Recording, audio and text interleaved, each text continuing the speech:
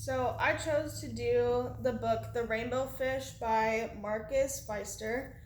I chose this book because I really like the story of how Rainbow Fish learns to share and how sharing is important because it makes Rainbow Fish feel happy and his friends feel happy.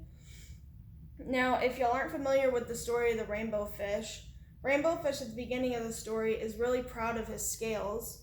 And because of this, if you see here, Little Bluefish comes up to Rainbow Fish and asks him to share one of his scales, but Rainbow Fish doesn't want to because he doesn't understand why it's important to share. Now, Little Bluefish is sad because of this and goes off and tells all of his friends that Rainbow Fish didn't want to share his scales, so nobody wants to hang out with Rainbow Fish anymore.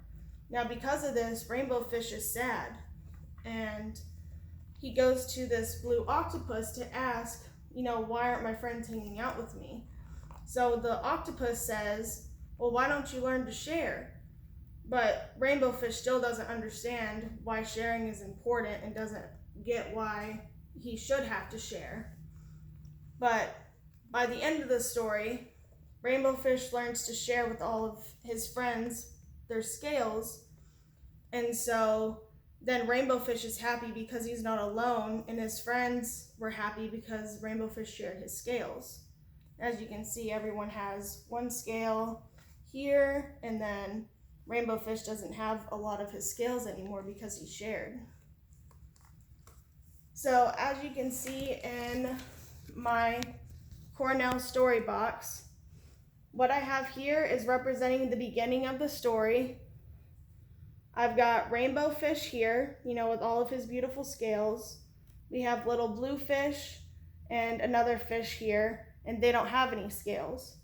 But as you can see, by the end of the story, Rainbow Fish has only one scale because he shared, and now these fish have part of Rainbow Fish's scales.